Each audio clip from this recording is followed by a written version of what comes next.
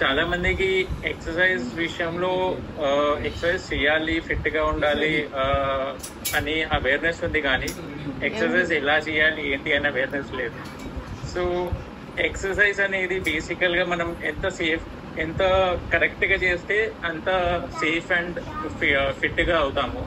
But half knowledge చేస్తే మాత్రం exercise is very dangerous అనే చెప్పాలి.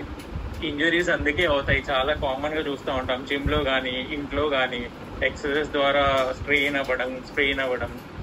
సో అందుకని ఇవన్నీ తెలుసుకొని చేయడం చాలా ఇంపార్టెంట్.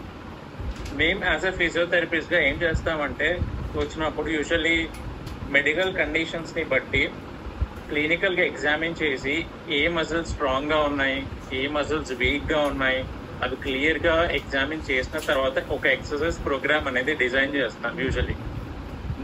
అండ్ ఆల్సో మనిషి ఫిట్నెస్ టాలరెన్స్ ని బట్టి కూడా రూల్ నెంబర్ 1, ఏ ఎక్సర్సైజ్ కూడా మనకు ఉన్న నొప్పిని పెంచకూడదు ఫస్ట్ థింగ్. ఓకే, సో అది రూల్ నెంబర్ 1. రూల్ నెంబర్ 2, ఏ ఎక్సర్సైజ్ ద్వారా కూడా మనము స్ట్రెయిన్ అయ్యి next day full body pains వచ్చాయి అని పడుకోకూడదు. రైట్, సో ఈ 2 గోల్డెన్ రూల్స్.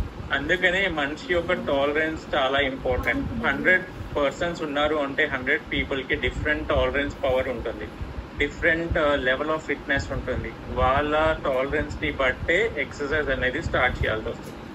అందుకని ఈ టాలరెన్స్ అనేది మేము ఎలా తీసుకుంటాము అంటే ఎక్సర్సైజ్ డోసేజ్ అని అంటాం యూజువల్లీ. సో ఏ ఎక్సర్సైజ్ చేయడానికి కూడా డోసేజ్ అనేది చాలా ఇంపార్టెంట్. ఆ డోసేజ్ అంటే ప్రతి ఒక్క ఎక్సర్సైజ్ ఇన్ని రిపిటేషన్స్ చేయండి అని చెప్తాం usually.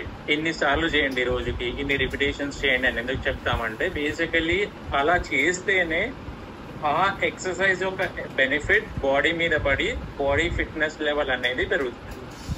Okay, so foundation of any exercise అనేది ఫిట్ ప్రిన్సిపల్ కింద మేము మెజర్ చేస్తాం. అంటే FITT, ఫిట్ ప్రిన్సిపల్.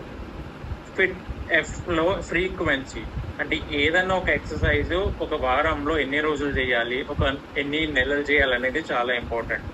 ఇంటెన్సిటీ, ఏ ఎక్సర్సైజ్ కూడా ఎంత ఇంటెన్సిటీ చేయాలి అంటే డోసేజ్ కిందికి వస్తుంది.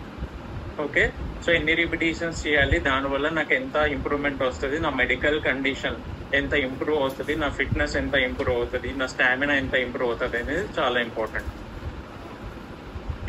టైం, ఏ ఎక్సర్సైజ్ అయినా మినిమం బాడీ మీద ఎఫెక్ట్ ఉండాలంటే మినిమం ½ an hour అట్లీస్ట్ చేయాలి. Maximum can go for 1 hour to 2 hours. Okay, and type of exercise. ఈ టైప్ ఆఫ్ ఎక్సర్సైజ్ చాలా మందికి చాలా ఇంపార్టెంట్. ఎందుకంటే మనం తెలియకుండా డిఫరెంట్ ఎక్సర్సైజ్ చేస్తాం యూజువల్లీ. సో మన బాడీ బట్టి, మజిల్స్ ని బట్టి, మెడికల్ కండిషన్ ని బట్టి, నా కండిషన్ కి, నా బాడీకి ఏ ఎక్సర్సైజ్ రైట్ అనేది డిసిషన్ చాలా ఇంపార్టెంట్. అదర్వైజ్ ఇంజురీస్ ప్రోన్ అవుతారు. అది ఎలా డిసైడ్ చేసుకోవాలి అంటే, యూజువల్లీ యాజ్ ఏ మనిషిగా మనకి 7 కోర్ ఎబిలిటీస్ ఉంటాయి. వాటితోటి మనం మన డైలీ లైఫ్ ని లీడ్ చేస్తాం. ఆ కోర్ ఎబిలిటీస్ ఏంటి అంటే, ప్రతి మనిషిలో ఉండే 7 క్వాలిటీస్ ఇవి: flexibility, strength, stamina, balance, control, coordination and proprioception. Proprioception అంటే బాడీ పొజిషన్ సెన్స్, అంటే మన హ్యాండ్ ఏ పొజిషన్ లో ఉంది, లెగ్ ఏ పొజిషన్ లో ఉంది, మనం కళ్ళు మూసుకొని కూడా చెప్పొచ్చు యూజువల్లీ. సో ఇది ప్రాప్రియోసెప్షన్. మనకి ఏ మెడికల్ గా ఇష్యూ వచ్చినా కూడా ఈ కోర్ ఎబిలిటీస్ లో ఏదో ఒకటి ఎఫెక్ట్ అవుతుంది. అది ఏది ఎఫెక్ట్ అయిందో చూసుకుని దాన్ని బట్టి ట్రైనింగ్ ఉంటుంది. అందుకనే ఎక్సర్సైజ్ అనేది అంత స్పెసిఫిక్ గా ఉండాలి, అంత స్పెసిఫిక్ టు ద పర్సన్ ఉండాలి, స్పెసిఫిక్ టు ద కండిషన్ ఉండాలి. అలా చేస్తేనే ప్రాపర్ ఫిట్నెస్ అనేది వస్తుంది. Last but not the least, the form of movement అంటాం.